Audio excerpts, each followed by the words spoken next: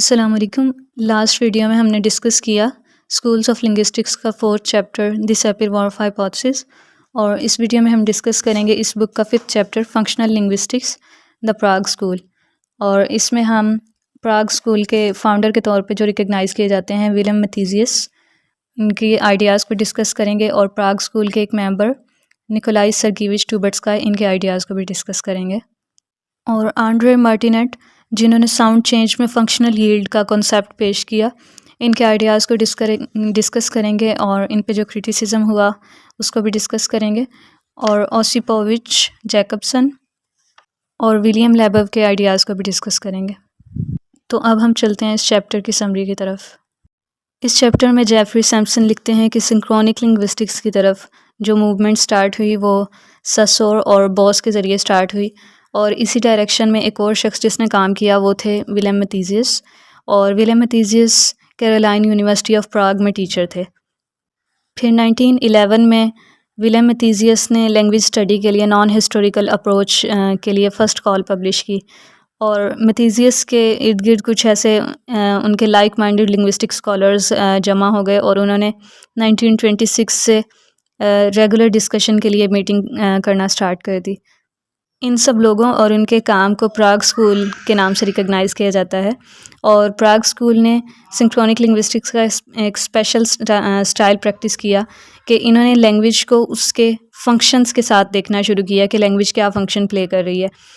اور یہ کہ نہ صرف یہ انہوں نے یہ دیکھا کہ لینگویج ایک کسی نہ کسی پرپس کو فلفل کر رہی ہوتی ہے، بلکہ انہوں نے لینگویج کو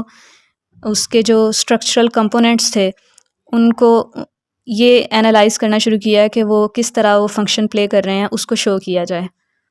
اور اسی چیز نے پراگ اسکول کو اپنے کنٹمپریریز امریکن ڈسکرپٹیوسٹ سے بالکل ڈفرینشیٹ کر دیا، کیونکہ امریکن ٹریڈیشن میں جو لنگوسٹ کام کر رہے تھے ان کے اکارڈنگ گرامر جو ہے وہ ایک سیٹ آف ایلیمنٹس تھا یا مختلف قسم کے رولز تھے، اور اس طرح جو لنگوسٹ کام کر رہے تھے وہ لنگوسٹک اسٹرکچر کو اس طرح دیکھتے تھے جیسے ہم کسی آرٹ ورک کو دیکھتے ہیں کہ ہم چیزوں کو نوٹ اور ڈسکرائب تو کرتے ہیں لیکن ہم ان کا پرپس نہیں پوچھتے یا پرپس بیان نہیں کرتے۔ لیکن پراگ لنگوسٹ نے لینگویج کو اس طرح دیکھنا شروع کیا جس طرح ہم کسی موٹر کو دیکھتے ہیں کہ اس کے جو مختلف کمپوننٹس ہیں ان کی کیا جاب ہے، اور مختلف کمپوننٹس ایک دوسرے کے ساتھ کس طرح اٹیچڈ ہیں۔ تو انہوں نے لینگویج کو ڈسکرائب کرنے کے علاوہ اس کو ایکسپلین کرنا شروع کیا کہ لینگویج کس طرح سے ہے اور اس طرح کیوں ہے، لیکن امریکن لنگوسٹ نے لینگویج کو صرف ڈسکرائب کرنے کی حد تک خود کو محدود رکھا۔ اگر فونالوجی میں ہم فنکشنل اپروچ کو دیکھیں تو ہمارے پاس نکولائی سرگیویچ ٹوبٹسکائی کا ورک موجود ہے، اور یہ پراگ اسکول کے ایک ممبر تھے، اور ان کے آئیڈیاز کو ہم ان کی بک پرنسپلز آف فونالوجی کے ذریعے جانتے ہیں۔ اور ٹوبٹسکائی فونالوجی میں فونیم کو سینٹرل رول دیتے ہیں، اور ٹوبٹسکائی اور پراگ اسکول اس چیز میں انٹرسٹڈ تھے کہ فونیمس ایک دوسرے کے ساتھ کنٹراسٹ کس طرح کرتے ہیں اور ان کے اپوزیشن کی نیچر کیا ہوتی ہے۔ اور ٹوبٹسکائی نے فونیمک کنٹراسٹ کی ڈفرینٹ ٹائپس کو کلاسیفائی کرنے کے لیے ووکیبلری ڈیولپ کی، اور انہوں نے پرائیویٹیو اپوزیشنس، گریجول اپوزیشنس اور ایکویپلنٹ اپوزیشنس کو ڈسٹنگوش کیا۔ اور پرائیویٹیو اپوزیشنس وہ ہوتے ہیں جن میں دو فونیمس بالکل ایک جیسے ہوتے ہیں، فرق ان میں صرف یہ ہوتا ہے کہ ایک میں کوئی فونیٹک مارک موجود ہوتا ہے جو کہ دوسرے میں نہیں ہوتا۔ فار ایگزامپل فا اور و جو ساؤنڈس ہیں ان میں وائس اور وائس لیس کا ڈفرینس ہے۔ اور گریجول اپوزیشنس وہ ہوتی ہیں جن میں ممبرس میں کوئی گریڈینٹ پراپرٹی موجود ہوتی ہے لیکن اس کی ڈگری میں فرق ہوتا ہے کہ وہ کس حد تک اس میں موجود ہے۔ For example E, a in sounds میں واول ایپیچر کی جو پراپرٹی ہے اس میں ڈفرینس ہے کہ ماؤتھ میں جو اسپیس آئے گی اس کی ڈگری میں فرق ہے تھوڑا تھوڑا۔ اور ایکویپلنٹ اپوزیشنس وہ ہوتی ہیں جن میں ہر ممبر میں ایک اپنا ڈسٹنگوشنگ مارک ہوتا ہے جو کہ دوسرے میں نہیں ہوتا۔ فار ایگزامپل پ، ٹ، کھ ان سب ساؤنڈس میں اپنا ایک الگ ڈسٹنگوشنگ مارک ہے جو دوسرے میں نہیں ہے۔ تو یہ تو ٹوبٹسکائی نے لینگویج کی فونالوجی کو ڈسکرائب کیا، اور فنکشنز پہ فوکس انہوں نے اس طرح کیا کہ انہوں نے ڈفرینٹ فونالوجیکل اپوزیشنز کے ذریعے جو فنکشنز سرو کیے جا رہے ہیں ان کو ڈسٹنگوش کیا۔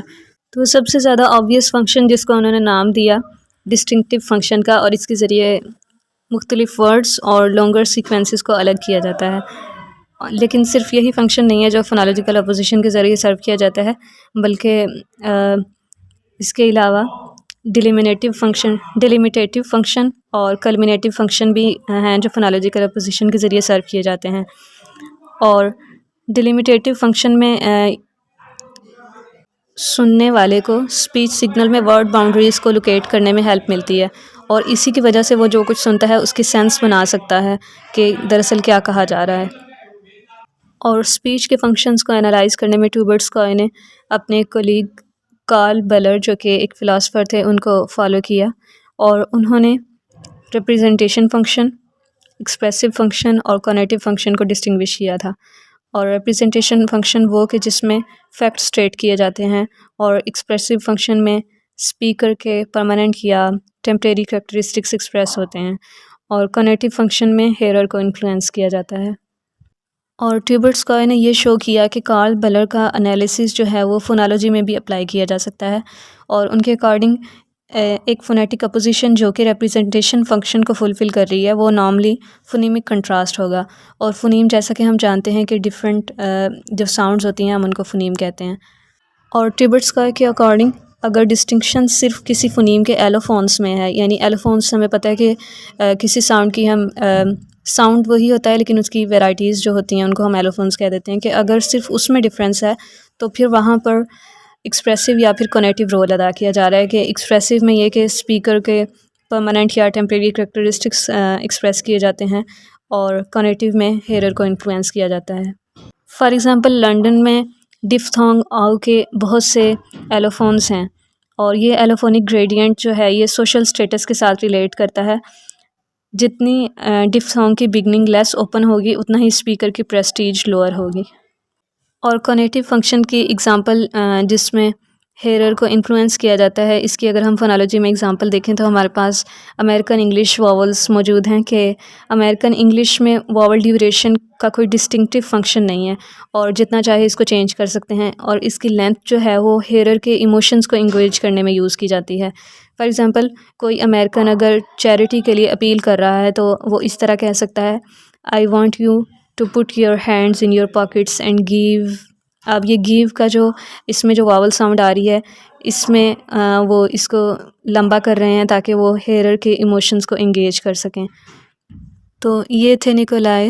سرگیویچ ٹوبرٹسکوائے کے آئیڈیاز. اور ایک اور اسکالر تھے آنڈرے مارٹینٹ جو کہ کولمبیا یونیورسٹی میں لنگوسٹکس ڈپارٹمنٹ کے ہیڈ تھے، اور یہ پراگ تھنکنگ سے ہیویلی انفلوئنس تھے، اور انہوں نے پراگ آئیڈیاز کو بہت زیادہ سپورٹ کیا. انہوں نے لینگویجز میں ساؤنڈ کس طرح سے چینج ہوتا ہے اس کے بارے میں اپنی تھیوری پیش کی، اور انہوں نے فونالوجیکل اپوزیشن میں فنکشنل ییلڈ کا کنسیپٹ پیش کیا. دو ساؤنڈس کو ڈسٹنگوش کرنے کے لیے جو اماؤنٹ آف ورک اس پہ کی جاتی ہے اس کو ہم فنکشنل ییلڈ کہہ سکتے ہیں. فار ایگزامپل انگلش میں دو فونیمز جو ہیں ث اور د، ان دونوں کی فنکشنل ییلڈ بہت لو ہے، کیونکہ ہمارے پاس ان دو ساؤنڈس کے ساتھ انگلش میں منیمل پیئرز بہت کم ہیں. اور منیمل پیئرز جیسا کہ ہم جانتے ہیں کہ صرف ایک فونیم کے چینج کرنے سے جب دو ڈفرینٹ میننگ والے ورڈز بن جائیں تو ہم ان کو منیمل پیئر کہتے ہیں. For example race, raid. تو اس طرح کے ورڈز ہمارے پاس انگلش میں بہت کم ہیں جو سا اور د کے ساتھ ہوں جو منیمل پیئرز بن جائیں. لیکن انگلش میں اگر ہم دیکھیں ف اور و ساؤنڈ کے ساتھ جو ہمارے پاس منیمل پیئرز ہیں وہ بہت زیادہ ہیں. فار ایگزامپل فول، وول، ان میں ہم نے صرف ایک فونیم کو چینج کیا ہے اور اس سے ڈفرینٹ میننگ والے دو ورڈز بن گئے ہیں، تو اب ہم ان کو منیمل پیئر کہہ دیتے ہیں. تو انگلش میں کیونکہ ف اور و ساؤنڈ کے ساتھ منیمل پیئرز بہت زیادہ ہیں تو ف اور و کی فنکشنل ییلڈ جو ہے وہ ہائی ہے. تو مارٹینٹ کے اکارڈنگ لینگویجز میں جو سملر فونیمز ہوتے ہیں وہ اوور لیپ ہوتے ہیں اور ایک دوسرے میں ان کے ساؤنڈ مرج ہو جاتی ہے، لیکن اس مرجنگ کو اپوز کرتی ہے ہماری کمیونیکیٹ کرنے میں جو ڈسٹنکشنز کی جو نیڈ ہے وہ اس چیز کو اپوز کرتی ہے، اور اس فورس کی اسٹرینتھ اس چیز پہ ڈیپینڈ کرتی ہے کہ اس ساؤنڈ کی فنکشنل ییلڈ کتنی ہے. تو جن ساؤنڈس کی فنکشنل ییلڈ زیادہ ہوگی ہم یہ ایکسپیکٹ کر سکتے ہیں کہ وہ مرج نہیں ہوں گے، کیونکہ اگر وہ مرج ہو گئے تو بہت زیادہ کمیونیکیٹ کرنے میں بہت زیادہ کنفیوژن ہو جائے گی. اور جن ساؤنڈس کی فنکشنل ییلڈ لو ہوگی ہم یہ ایکسپیکٹ کر سکتے ہیں کہ وہ آپس میں مرج ہو کر ایک ہی ساؤنڈ بن جائیں گے. تو یہ تھی آنڈرے مارٹینٹ کی تھیوری.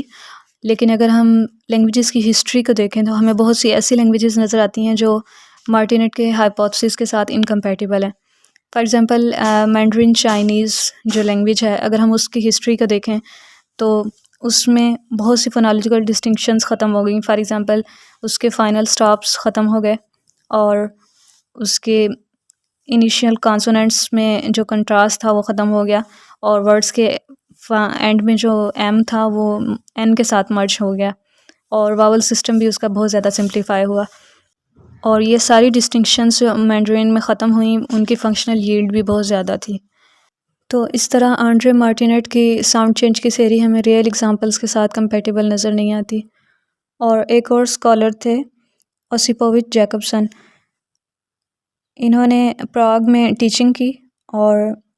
یہ پراگ لنگوسٹک سرکل کے فاؤنڈنگ ممبرس میں سے ایک تھے، اور انہوں نے فونالوجیکل یونیورسلز کی تھیوری پیش کی. تو جیکبسن کے اکارڈنگ سب لینگویجز کا ایک فکسڈ انڈرلائنگ تھیم ہے،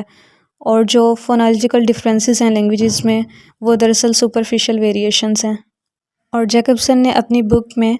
ہیومن اسپیچ میں پائے جانے والے 12 ڈسٹنکٹیو فیچرز کو لیبل کیا، اور کیونکہ یہ بہت کم ہیں تو یہ ایکسپیکٹ کیا جا سکتا ہے کہ سبھی لینگویجز ان سب فیچرز کو یوز کرتی ہوں گی، یا ہو سکتا ہے کہ کچھ لینگویجز ان میں سے ایک یا دو کو اگنور کر دیں. اور جیکبسن کے اکارڈنگ چلڈرن کی لینگویج کو ایکوائر کرنے کے بارے میں جو اسٹڈیز ہیں وہ یہ شو کرتی ہیں کہ چلڈرن جو ڈفرینٹ ڈسٹنکشنز کو ایکوائر کرتے ہیں ان میں ایک ترتیب ہوتی ہے، بلکہ کہ وہ رینڈملی نہیں ایکوائر کرتے. فار ایگزامپل کانسوننٹس میں